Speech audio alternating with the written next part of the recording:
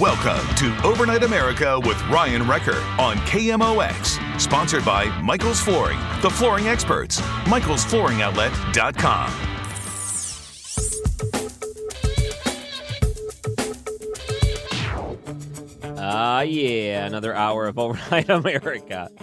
That's one way to put it. We're going to talk to a Flat Earth podcast host a little bit later this hour. I'm very excited to bring you Dave Weiss. And he's going to be over the phone, but he will answer your questions if you had any. He said he would actually take your phone calls. I have enough curiosity that I don't know if your phone calls will be necessary, but nonetheless, it's not often we get to open up guests like this to the phone call bank. And if you've ever wanted to try to pick the brain of someone who believes the earth is flat, and I guess you may have at least some questions for him, you can even challenge him, anything you want. He'll be on a little bit later, and he's from the Flat Earth podcast. So he's done a lot of different interviews, some big podcasts too, discussing this sort of thing. So he's going to be on in about 25 minutes from now. We're going to welcome in a guest in the next half hour here. So in the next 5-6 minutes, his name's Dave Weiss.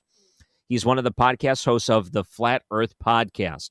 And we're going to let him explain his journey that convinced him the earth is flat. And the nice thing is you can call and ask him questions if you want. So we're going to talk to Dave coming up after the break. I think you're going to enjoy it. Weather coming up too on Overnight America, KMOX. News Radio 1120, KMOX, the voice of the Cardinals. He is the host of the Flat Earth podcast, Dave Weiss. Thank you so much for joining us on Overnight America. Thanks, Ryan. Thanks for having me. Glad to be here. I'm excited to have you on. We do this every once in a while. The last time we had a guest on to talk Flat Earth was when Netflix came out with the documentary. And I can't quite remember what the documentary name was, but it got a lot of people talking about it again. Do you remember that one? Yeah. It was called Behind the Curve, and it turned out, you got to remember, it was a movie, and it misrepresented a lot. But it was a fun movie. Yeah, this is what I said about Behind the Curve. And it's interesting because when you talk to people that are interested in doing interviews, you ask them what their thoughts are on Flat Earth. So for someone like me that doesn't subscribe to it, you're not afraid to come on and talk about it.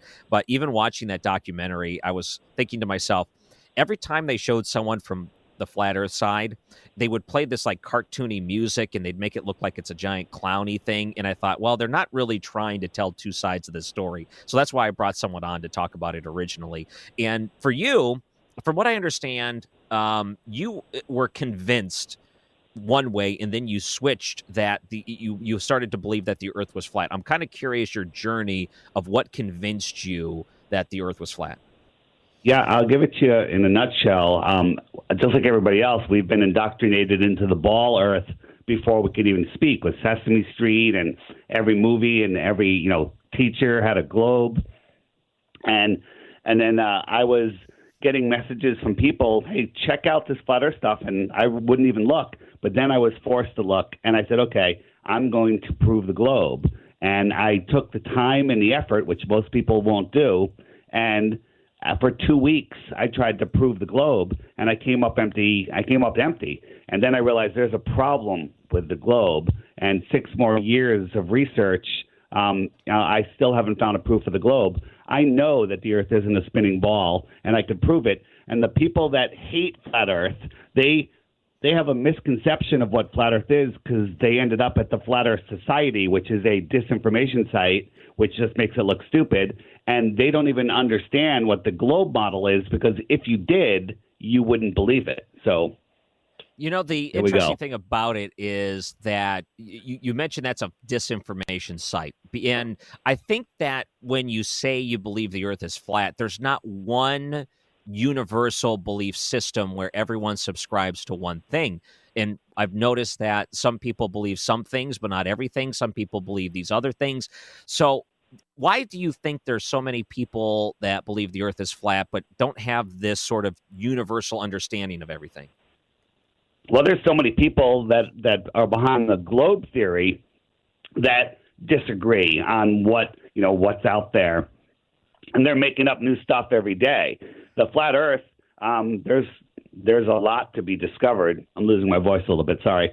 Oh, no. There's a lot to be discovered. But, if we're on a ball, the first thing is there should be curvature. The globe formula for curvature is a simple formula. It sounds complicated. It's 8 inches per mile squared. At 3 miles, there should be a 6-foot drop, and it gets steeper and steeper from there. So a 6-foot tall person standing at the edge of water should only be able to see the water for 3 miles, and then it should drop below the curve. But the problem is the Earth is 70% water, and it's flat. We can see way too far. We can see, especially with infrared cameras and whatnot, we can see hundreds of miles for things that should be miles below the curvature, but we can see them with super zoom cameras. So that would be impossible if the Earth was curved. Have you done some of these experiments on your own to try to prove these things, or is this a lot of just the research you came to? No, absolutely. I've done it all. Not all, but we've done it with lasers over frozen lakes. We've done it with mirror flashes flashing the sun. We've done it with microwaves. We've done it with super zoom cameras. We have done experiments on really long cement flat floors, showing how things disappear from the bottom up due to the angular resolution limits of your eyes and cameras. And all of the, if you Google flat Earth, you're going to get an article that says 10 ways to know the Earth is not flat. And every single one of them has been systematically taken apart. Not just like, hey, that's fake. We don't say that. We show you the science. The problem is the ball model uses what's called scientism. They just say stuff. A guy in a bow tie and a lab coat says boats go over the curve, and then they show you a very deceptive video. And then we can show you that that's not the case. A boat will disappear, looks like it disappears from the bottom up, and then we zoom in, and there it is again. The entire boat's back again. So part of the things that people disagree on, and I wonder, so if this basically you say flat Earth, are we on a disc, and are we kept in the disc by ice, or is there a dome, or what? So what keeps this encapsulated? Okay, so the Flat Earth Society will make you think that the flat Earth is a disk floating in space, and either we're the only flat planet, or all the other planets are flat. None of that is true. We don't believe that we're a disk in space. I'll sum it up as fast as I can. The Earth is the basement of the universe, for lack of a better way to describe it. We live what I call in the Antarctic basin. Antarctica is the highest land on Earth, and we live on continents within the Earth pond. All of the oceans create the Earth pond. Just like a pond is a body of water surrounded by higher land, Antarctica is that higher land, and the world of oceans create that pond. And the North Pole is in the center of the flat Earth. So and that's a magnetic north. So if you get a compass, you can circle that pole clockwise or counterclockwise, and that would be west or east. And you're following your compass. You think you're going in a straight line, but you're going in a circle around a magnetic north. Now, that doesn't prove the Earth is flat, because you can do that on a ball Earth, too. You can even go from America north, past the North Pole, keep going straight. Now you're going south, and you're in Japan. And that doesn't prove it, because you can do that on a ball also. But what you can't do on a flat Earth is go from South America over Antarctica and then pop up over in Australia, or from Johannesburg, South Africa, and pop up over in New Zealand, which you should be able to do if the Earth was a ball, but nobody has ever done it, because you can't, because the Earth is flat, it's stationary, and it doesn't move. Okay, so Antarctica's in the middle of this disk, and it's the highest. No. Antarctica is the shoreline around the world ocean. Think of the world as a big pond with islands in it, okay? And the shoreline is Antarctica. So if you sail away from the center in any direction away from the center of the pond is south. That's away from the northern center. And then when you get to the edge of our known world, there is a wall. It's not a wall like the Game of Thrones. There's an ice wall, an ice cliff. You just look it up online. There's videos, there's a million pictures, and no one denies it. It's a 200 high cliff, because Antarctica's land is very high. Then you get up there, It's hundreds of miles of ice, and then there's a mountain range that's supposedly higher than Everest that goes all the way around. And what's beyond there, we don't know because it's off limits. We can get into that if you want. But so you can't fall off the edge because you can't fall off the edge of a lake because you're surrounded by land or ice. So that's what Antarctica is. And then the Arctic is in the middle. Go ahead. Yeah, when I looked at your email, and your email has a picture on it when it comes to flat Earth, and it has to do with trying to put an app on your phone. Is that what I'm looking at? That would kind of give me a visualization of how to figure out the way the Earth looks? If you just look at the UN map, that's the flat Earth map. That's a picture of, it's called the AE map. Some people say it's a projection of the globe. We say the globe is the AE map, wrapped around it. It's used for navigation. Airplanes take crazy flight routes. They make these big arcs, like to go from an airplane flies from Santiago, Chile. It goes all the way up to the United States, across the United States, and then all the way back down to Australia. But that's like, why did it go all the way into the northern hemisphere when it could have just gone over Antarctica or stayed at 55 degrees south and just cut over like a third of the distance? But then if you look at that on a flat Earth map, it's a straight line from Santiago across the United States and all the way to Australia. It's a straight line. Airplanes fly over the Earth plane in a straight and level line. Okay. Now, the other part of this is, some people I've heard talk about the theories, is that even if you get to the edge where there's this ice cliff and whatnot, is there something that is over everything? Is there like a dome you can't get across? Some people say there might be like, it's almost like TVs almost. So it's like a simulated sky. There could be something like that. What do you believe is what happens if you go straight up in the sky? Well, that's a great question, and the answer is, anything that's above where we can reach or beyond the shoreline of Antarctica is speculation.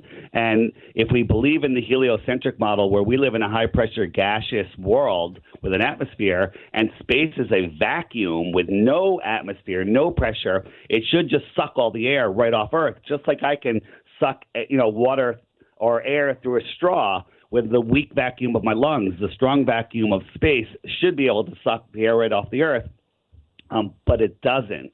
So there has to be some sort of barrier. Now, if you think about a bubble, like on the bottom, like you're boiling water, or just water, a bubble stuck to the bottom of a pan of water, there's no barrier, but you have high pressure next to with water over it. There's a barrier, but what is that barrier? We don't know. Is it frozen? Is it, glass? Is it something? I think there is a barrier. If you look at the Bible talks about the firmament. Werner von Braun, the Nazi that ran NASA, his tombstone talks about the firmament over the Earth. I don't know why a NASA rocket scientist would say that. It makes a lot of sense. Amateur rocket was shot up in Arizona. It went up really fast, 73 miles, and all of a sudden it went kerplunk, like into a thicker medium. It seemed like water. We don't believe space is empty space. We believe space is some sort of liquid. That's what everything leads to.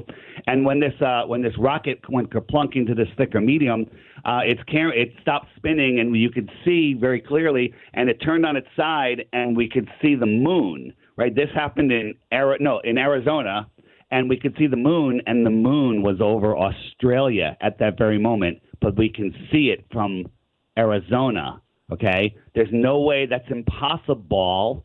It only works on a flat Earth. Okay, are you referring to Mad Dog, the one that did the air pressured rocket? Is that the one you're referring to in Arizona? So absolutely not. I'm referring to, this was a Red Bull. I think Red Bull did it or something. Some sponsored team. The Mad Dog thing you're talking about. When you Google flat Earth, you're going to come up with Mad Mike. There's the guy that was trying to prove the Earth was flat. He wasn't. He was a daredevil taking jumps, and some flat earthers paid him to put a flat Earth sign just for publicity. And then the media goes, oh, he's trying to prove the flat Earth by jumping 1,800 feet in the air. That's ridiculous. Airplanes fly at 35,000 feet, and they don't prove the Earth is a globe. If you Google flat Earth, if you search for flat Earth, you get fed disinformation. You get fed lying videos. You get fed all the garbage. So that's why I have this app. I'm going to tell you about this app. If you really want to learn about the flat Earth, check out the Flat Earth Sun, Moon, and Zodiac Clock app. It's on Android and Apple. Every day it feeds you new videos. It has all of your questions answered on there. You know, it's like, well, what about boats over the curvature? What about Aristophanes and sticks and shadows? What about, what about Southern plane flights or whatever? Any question you have is answered in that app. It's the Flat Earth Sun, Moon, and Zodiac Clock app. And if you get that, I just say take the Flat Earth app challenge. Watch the daily video every day for 2 weeks, and then you too will lose respect of your entire family and friends because you'll be a flat earther just like me. The FlatEarthPodcast.com. And Dave Weiss joins us. Do you mind holding on after the break? I want to talk to you more about some of the things you mentioned here. Absolutely. Thank you. Yeah, and he is the host of the Flat Earth Podcast, which you can find online on that website, and we're going to continue with him next. And by the way, Dave has agreed to take your questions as well. So if you wanted to call in or you wanted to text in questions, you can do that. 314-436-7900. That's how you reach the show. It's Overnight America, KMOX. This is Overnight America, sponsored by Michael's Flooring, the flooring experts. MichaelsFlooringOutlet.com on KMOX. So his website is the FlatEarthPodcast.com, which you can check out. Our guest is Dave Weiss. Thank you for sticking around with us tonight on Overnight America. Here, can you hear me? Oh, there we go. I hear you. Sorry. I think so. Our producer is screening some calls now, which is good. I wanted to talk to you a little bit more about some of the theories you may have that might not have a concrete answer, because I know there are disagreements, but when I'm listening to this, this is what I start thinking about. I think that I think that because of all these different disagreements, there's no baseline of understanding when it comes to flat Earth. And that makes it more difficult to make it a scientific approach to try to prove flat Earth theory. So is there something that is a baseline that everyone agrees on within the community? And I also ask this because it sounds like the way you talk about some of the other groups in flat Earth, you make it sound like they're not like flat Earth purists, and you might be more or less a purist when it comes to this. So it's almost like, like a religion in a sense, where some people take things very literally and some things not so literally. Some people take extreme lengths to things, some people don't. Is that what it's like in the community? Ryan, actually, you're piling a lot of things on top of a lot of things. So there's not different sections of flat Earth. The Flat Earth Society is government run. It's a disinformation site to make you think flat Earth is stupid, to make you think it's a disk in space, to make you think that the Earth is rising, causing the apparent gravity. None of us believe any of that. It's not even a real site. There's not even real people over there. There might be some crazy people over there, but we have nothing to do with that. The other thing is, there is so much proof. I used to say there's no proof of the flat Earth, and there's tons of proof of the globe Earth. The absolute opposite is true. We can see too far. You can't have high pressure next to no pressure without a physical barrier. Every experiment done by scientists over the last 100 years or even longer to prove the Earth is spinning and to prove it has curvature has failed and proven the opposite of what they went in with a bias to prove. They went in to prove the Earth was spinning, and they proved it wasn't spinning.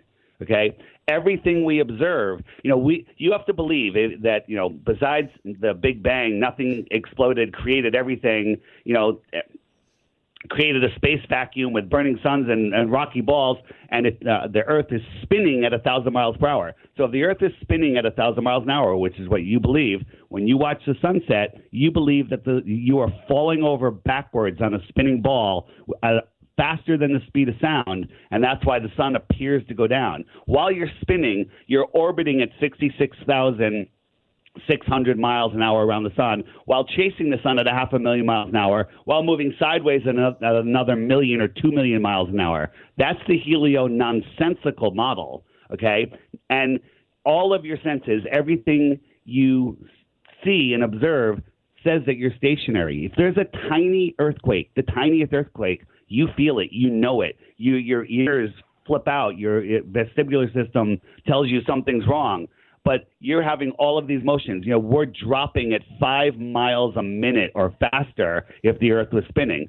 But that's not it at all. I mean, there's lakes that are glass, that are mirror reflections of the sky because we're not moving. Do you mind taking a phone call? Absolutely, please. I'd love it. Okay. So Barbara is holding on. Welcome to Overnight America, Barbara. Yes, thank you, sir. I'm a science teacher for life. I have I went to the University of Missouri and to WashU, and the space station is up there, and it shows that we are a globe, and that the Earth has gravity, and it's holding us in, and it's beautiful pictures from space. They should make a book of it. But we're spinning. We're spinning around the sun because God created the Earth, and He has us spinning around the sun, and we see the sun, and then we see the moon, and so basically the Earth is a round ball. And Christopher Columbus, he came across on the ocean. It was a round ball, and he came across, and he discovered South America. So, Barbara, is anything you said there scientific? Is there any science in anything you said? Yeah, there is science, because Can if you look you at name the science specifically, please? Astronauts in space, the Earth is not flat. The Earth is a ball, and if you look at all the pictures we're getting from space, from the space station, it's showing the Earth is a ball, and it's rotating around the sun, and it's rotating around the moon. And the flat idea was found out a long time ago that it wasn't right. It wasn't Okay, Barbara, right. thank you. I appreciate that. And okay, so we only have about a minute here if you want to try to give your comments back to Barbara. Go ahead. We got a minute if you want to respond.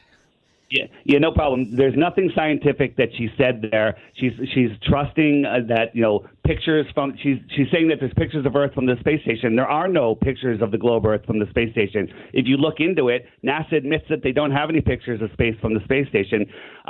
We have so many videos of them on the space station, quotation marks, hanging from wires, using green screens, faking everything. This is a big lie. It's really hard to accept.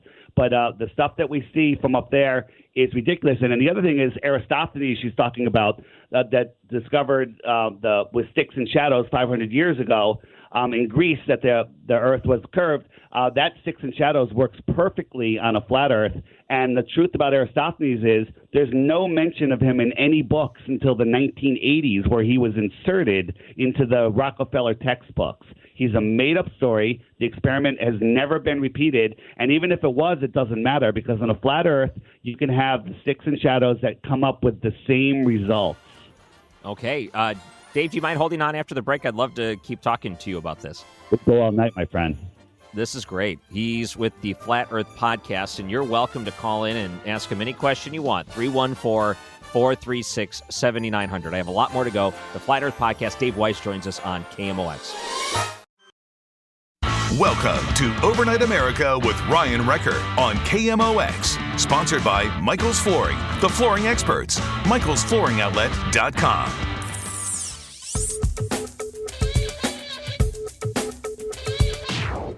Another special hour with a special guest from the Flat Earth Podcast. You can look it up online, theflatearthpodcast.com.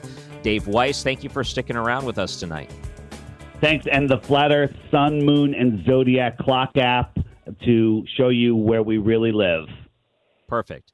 And I know there's going to be people that are curious, and we have some people on the line wanting to ask you questions, but I do want to ask you one other question, and then we're going to go to, we got Mike and Robert holding on. One of the questions I do want to ask is when it comes to the basic understanding of what we would call science. So is there a different philosophy in order to make all of what you believe mesh together? Is there like a different type of science that you believe in? Yeah, we believe in real science. The science that they use for astronomy is called pseudoscience, where they just say something, don't show you any proof. You live on a ball. They observe something and then tell you what the cause is, and then they don't do anything testable and repeatable. Like if we lived on a ball, there would be physical curvature, and there isn't any. We do the science, actual science, testable, repeatable, observable, and it shows that there is no curvature. No curvature, no ball. The Earth is 70% water, large bodies of water at rest, lay flat. There's no curvy water. Think about this. The Earth is spinning at 1,000 miles an hour at the equator. If you have an airplane that's taking off from Alaska, because it's closer to the axis of rotation on the ridiculous ball Earth, is only going at like 300 or 400 miles an hour.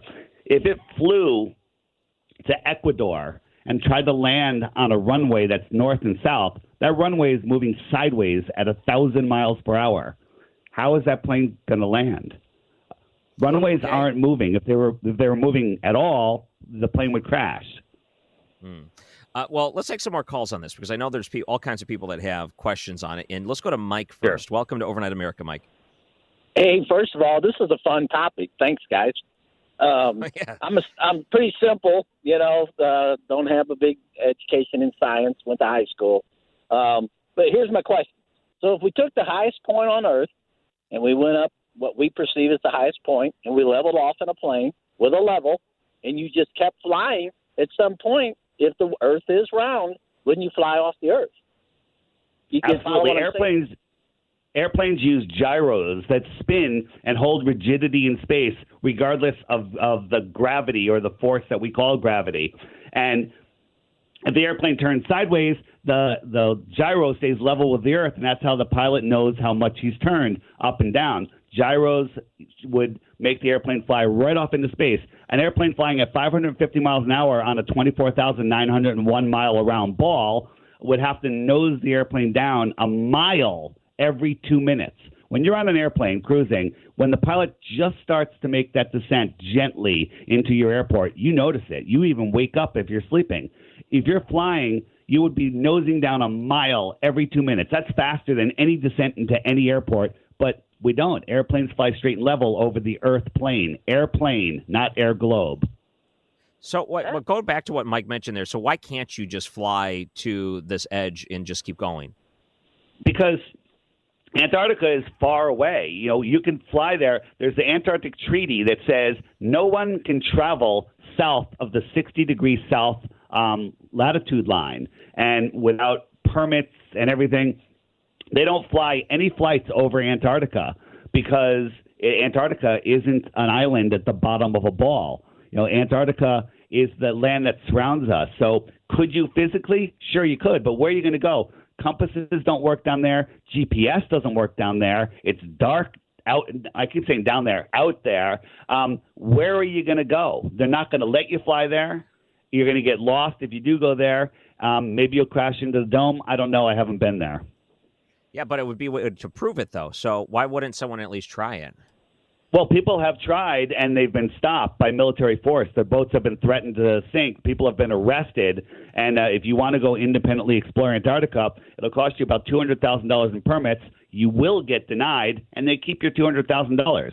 Nobody can independently explore Antarctica. In 1957, they came up with the Antarctic Treaty. All of a sudden, in 1957, every country in the world agreed, signed this treaty, said we must protect the penguins, we must protect the ice. No one could drop a cigarette butt on this ice. It has to stay pristine. It's the only pristine place. This was done before environmentalism was even a word, okay? It's still in place today, and you can't even question the treaty until the year 2041. No corporation, no person can even question the treaty. But meanwhile, we can deforest the Amazon jungle and plant palm oil trees. Makes no sense. Robert is holding on the line, too. Let's take his call. Welcome to Overnight America. Hey, hello, gentlemen. David, greetings to you, my friend. Greetings, Robert. In your opinion, if supposedly from 1969 until 1972, a total of 6 times, NASA traveled to and from the moon, and they went through these things called the Van Allen radiation belts. According to the NASA trial by fire, Orion trial by fire video, which is very easily searched on YouTube, it is also on their website.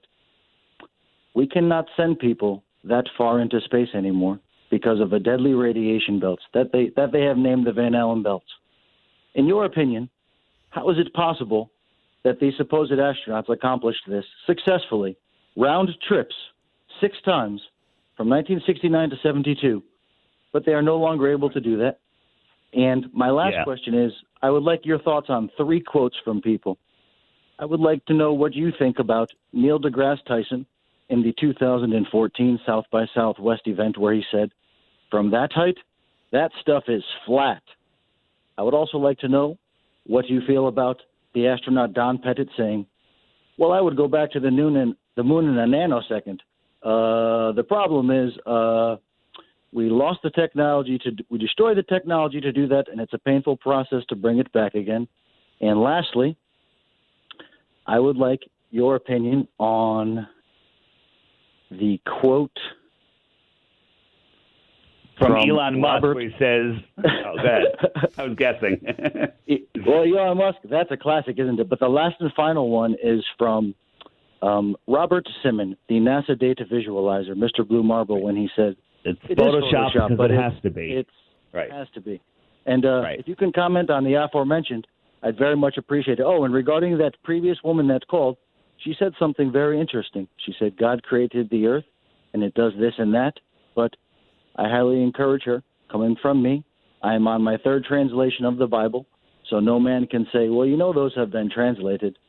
The book clearly describes an enclosed, intelligently designed system, and yes, the firmament from the Hebrew word rachia, which means a strong beaten out structure. For those who are listening, if you do believe that we are not evolved orangutans, I highly encourage you to go back into the Word and read exactly what this book says. And I just want to say, David, I thank you for all you do, my friend. Wow. Okay, all right, Robert, thank thank you. you I'll try to call. How much time do I have to answer? I'll keep it as quick as I can. Go as long as you need. Go ahead. All right, so just working backwards, Neil deGrasse Tyson was talking about Felix Baumgarten, who did the Red Bull jump. He went up 138,000 feet, all right, in a balloon. He was up there for 3.5 hours, and when he jumped, think about this, the Earth is spinning 1,000 miles an hour to the east. So he went up, disconnected from the Earth is spinning to the east. He should have landed out in the ocean in the west, but he didn't. He landed east of where he took off.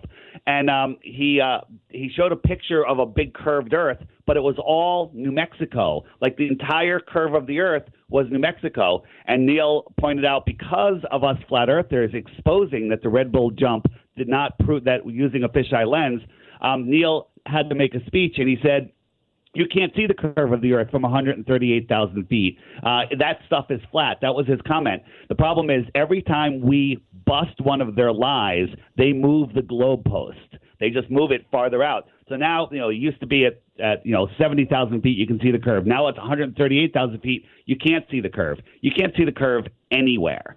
The other thing, what was the first thing he was talking about? It was God. Oh, boy. I don't remember the very first thing. It was about space travel. So the multiple times from 69 to 72. The moon trips. Anybody that takes any honest look at the moon missions, you know that they're fake. Yeah, I can tie it to the Red Bull jump. The Red Bull jump went up 138,000 feet, and they could barely communicate with the guy. This was in 2000 and something, the year 2005 or whatever it was.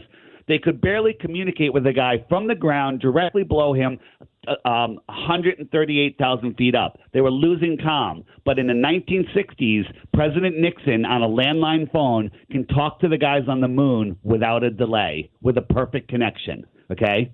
Something is wrong here, right? If you look at any of the footage on the space station, we can see that they're hanging from wires. They're using green screens, as I said before. If you look at the moon mission, the lander, this thing is made out of it's a tweaker shelter. It's a homeless tweaker shelter. It's made out of tinfoil, paper mache, curtain rods, and duct tape. And 2 guys went in there with a golf cart, with a dune buggy and golf clubs. They went on the moon. They drove around. They played golf. They came back. If you look at any of the footage, it doesn't hold up. It never held up. Then they came back and they had a press conference, and it looked like their dogs were just murdered by their posture and their attitude. They were forced to lie. I don't know what the story was, but everything about NASA is evil and fake. Nobody has ever been into space because space is misdescribed.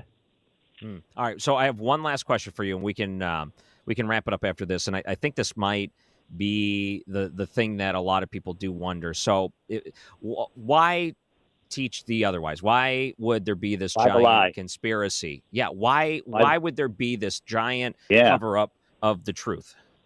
Right. So the answer to that is, if you believe that you are on a random speck in an infinite, godless, or distant God universe, and that an asteroid could take you at any time, that you are just a random accident coming from nothing, you give away your divine power. And then if you realize, hey, by the way, I was pretty much an atheist before I discovered that the Earth was intelligently designed. Oh my God, this Earth that we're on is intelligently designed. We are at the center of creation. We are powerful beings having an experience here with God-given free will and rights that nobody can take away from us unless we willingly give them away.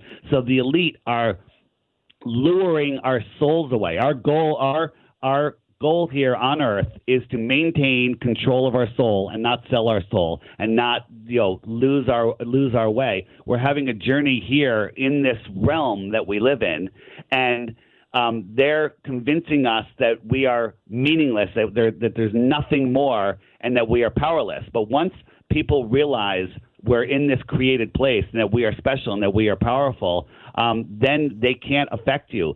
There's no power anyone has over you. People call them the elite. When I say the elite, well, it's not the elite. It's the, I don't want to say a bad word, but the horrible, nasty people that are claiming authority over you, and they don't have authority over you. If you're lost in space, you are powerless and helpless. Okay, but if you know who you are, where you are, what you are, you take your power back, and they can't have that. They need our fear and our willingness to submit to their authority. That's why. It's the most important secret. One more thing I want to say is we have not known the Earth is flat for 500 years. That's a lie. I interviewed a woman in January, 102 years old. She remembered her 5th birthday party. I was interviewing her about the World's Fairs, and I asked her, what did they teach you in science? Because she knew her teachers' names and everything. And what did they teach you in science in elementary school? And she said, they taught me the Earth was flat. In the 1920s, all across America, everyone was being taught the Earth was flat. We found a woman in Croatia in the 1930s. She said all of Croatia knew the Earth was flat. Everyone knew the Earth was flat until the early 1900s, when this cabal or whatever changed history. They started all these wars. They're destroying all of the evidence. There's so much evidence of flat Earth. It's unbelievable. It stacks up, and it all can be found on the Flat Earth Sun, Moon, and Zodiac Clock app. If you Google Flat Earth, you're going to be led right to the Flat Earth Society, to nonsense. But if you get this app, take the app challenge. The app is $2.99. That's it. And just watch the video every day. Hit the 21 questions. If you hit the 21 questions, by the way, bring food and water, because you're going to be stuck there for a long time. You're not going to want to come out. All right. And the website is the flatearthpodcast.com, and people could find links and things on there. Yeah, the links are there. The Flat Earth Podcast, link to the app is there, and it's the Flat Earth Sun, Moon, and Zodiac Clock app by Blue Water Bay, and okay, that's it. Yeah. Once you go there, you'll find lots of stuff. And again, don't believe anything I say. I just pointed to some doors. I told you some things that, like, hey, there's another explanation why ships go over the horizon. There's another explanation why shadows are different in different places on the Earth. There's another explanation of what's going on above our heads. Those lights we see in the sky, there's another explanation for what they are. Dave Weiss, and again, the website, theflatearthpodcast.com. You spent a lot of time with us tonight. Thank you for doing that. I appreciate it, and answering some questions I'm sure a lot of people had. All right. Thanks so much. Talk to you soon. That is, again, Dave Weiss. You can find him at theflatearthpodcast.com. And, yeah, we got some text messages, things like that. We do this about once a year, I would say, and it's been a little while since we've had one of these. And it's so strange because whenever we do this, this becomes easily our most downloaded podcast. Whenever we have someone on to talk flat earth theory, easily it's our most downloaded podcast. So I don't do it for that. I'm just always curious what other people believe. And he certainly has a lot of beliefs. And you can find him online if you wanted to look out more. He joins us on the Quiver River Electric guest line. It's Overnight America, KMOX.